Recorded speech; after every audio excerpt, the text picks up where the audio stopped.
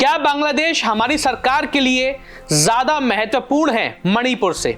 नमस्कार, मैं ऋषभ शर्मा और आप देख रहे हैं हमारा खास कार्यक्रम जिसका नाम है आज का मुद्दा मेरे साथ। आज हम बात करेंगे मणिपुर हिंसा और बांग्लादेश की हिंसा के बारे में कि क्या आखिर बांग्लादेश में जो हिंसा हो रही है वो ज्यादा महत्वपूर्ण है मणिपुर से। यह सवाल आज के लिए राजनीतिक और सामाजिक माहौल में गहराई से उठ रहा है।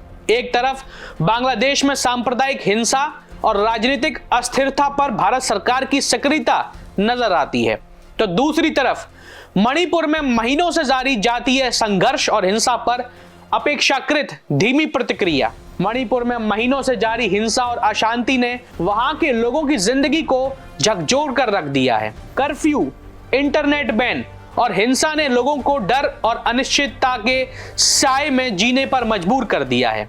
राज्य के हालात पर केंद्र सरकार की प्रतिक्रिया और हस्तक्षेप को लेकर लगातार सवाल उठ रहे हैं।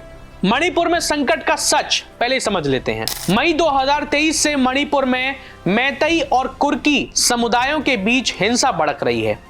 इस संघर्ष ने 200 से अधिक लोगों की जान ले ली है और 60,000 से अधिक लोग विस्थापित हो चुके हैं। राज्य में पूरी तरह से कर्फ्यू, इंटरनेट बंदी और लगातार अशांति ने आम नागरिकों का जीवन अस्त व्यस्त कर दिया है। इसके बावजूद केंद्र सरकार की प्रतिक्रिया को लेकर सवाल उठ रहे हैं। देश के प्रधानमंत्री नरेंद्र मोदी ने इस विषय पर पहली बार बयान देने में महीनों का समय लिया था और अब भी हिंसा पर प्रभावी समाधान का अभाव दिखता है। लेकिन सवाल यही है कि केंद्र सरकार ने इस संकट को रोकने के लिए अब तक क्यों ठोस कदम नहीं उठाए हैं? क्या मणिपुर के लोगों को केंद्र की प्राथमिकताओं में जगह मिलेगी भी कभी कि नहीं मिलेगी, ऐसा सवाल उठ रहा है।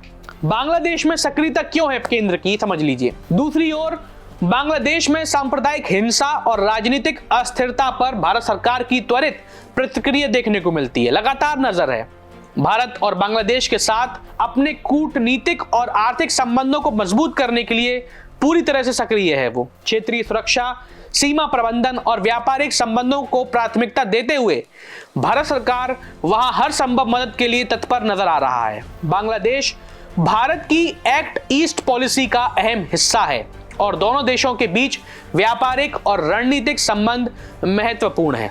लेकिन सरकार को यह सुनिश्चित करना होगा कि घरेलू मुद्दे जैसे मणिपुर की स्थिति प्राथमिकता से सुलझाई जाए। क्या प्राथमिकताएं असंतुलित हैं? लग तो कुछ ऐसे ही रहा है भारत में, समझते हैं। यहां सवाल यह उठता है कि क्या सरकार ने घरेलू संकटों को कम प्राथमिकता दी हुई है?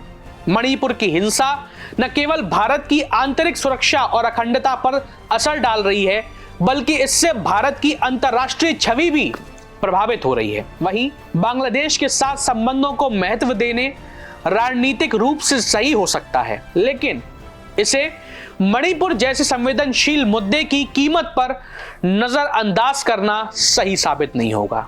वहीं बांग्लादेश में जो सांप्रदायिक हिंसा हो रही है, जो तनाव का माहौल है, उस पर केंद्र सरकार की नजर लगातार बनी हुई है। वहां की हिंसा में जो एक समुदाय को लेकर सरकार काफी चिंतित भी दिखाई देती है, चाहे वही कि प्रधानमंत्री शेख हसीना को शरणार्थी स्वीकार करना हो या फिर बांग्लादेश की हिंसा पर भारत में हड़ताल, क्रांति, रैलियां या आंदोलन हो रहे हों। आखिर मणिपुर से ज्यादा महत्वपूर्ण बांग्लादेश की हिंसा लग रही है। मणिपुर पर कोई कोहिक नहीं करता, कोई बात नहीं कर रहा है, जबकि वो हमारे देश का एक महत्वपूर्ण अंग है, हिस्सा है। फिर केंद्र की मणिपुर से ज्यादा बांग्लादेश में इतनी रुचि क्यों है? सवाल यही है। सरकार पर उठते हैं सवाल कई सारे देश में। विपक्ष और कई सामाजिक संगठनों का कहना है कि सरकार ने मणिपुर के मुद्दे पर पर्याप्त संवेदनशीलता नहीं दिखाई है। प्रधानमंत्री मोदी का मणिपुर पर बयान महीनों की देरी के बाद आया। इतनी देर बाद चुप्पी क्यों? क्या मणिपुर के संकट को नजरअंदाज करना सही है, जबकि ये भारत की अखंडता और सांप्रदायिक सौहार्द का सवाल है? विशेषज्ञों की राय क्या है इस पर जान लीजिए। हमने इस मुद्दे पर विशेषज्ञों की से बात करी थी। उनका कहना है कि सरकार को घरेलू और अंतर्राष्ट्रीय प्राथमिकताओं में संतुलन बनाना होगा। विशेषज्ञों का मानना है कि मणिपुर की हिंसा से निपटना न केवल राष्ट्रीय सुरक्षा के लिए जरूरी है, बल्कि ये भारत की अंतर्राष्ट्रीय छवि को भी मजबूत करेगा, एक महत्वपूर्ण दिशा देगा।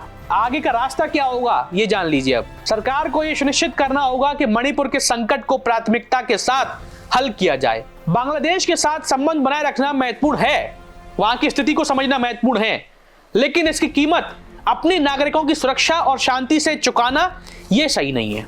मणिपुर और बांग्लादेश दोनों भारत के लिए महत्वपूर्ण है, लेकिन एक लोकतांत्रिक देश में सरकार की प्राथमिक जिम्मेदारी अपने नागरिकों की सुरक्षा और शांति सुनिश्चित करना है। मणिपुर के लोग आज ये सवाल पूछ रहे हैं कि उनकी पीड़ा सरकार की प्राथमिकता क्यों नहीं बन पा रही है और कब तक नहीं बनेगी। बांग्लादेश पर ध्यान देना इतना आवश्यक है क्या सरकार के लिए, लेकिन मणिपुर की हिंसा को अनदेखा करना देश के आंतरिक संतुलन और मानवता के खिलाफ है, एक तरह से लोकतंत्र की हत्या है। आज के लिए बस इतना ही।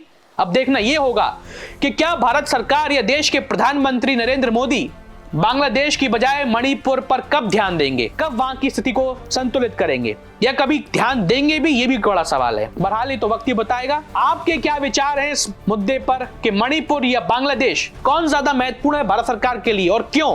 कमेंट कीजिए हमारे इस वीडियो में, बताइए आपको आज का मुद्दा कैसा लगा, हमें साझा कीजिए, या आपके मन में भी कोई मुद्दा हो तो हमें बताइए, हम उसे आपके सामने लेकर आएंगे। चलिए अब मैं आपसे विदा लेता हूं। बहुत बहुत धन्यवाद।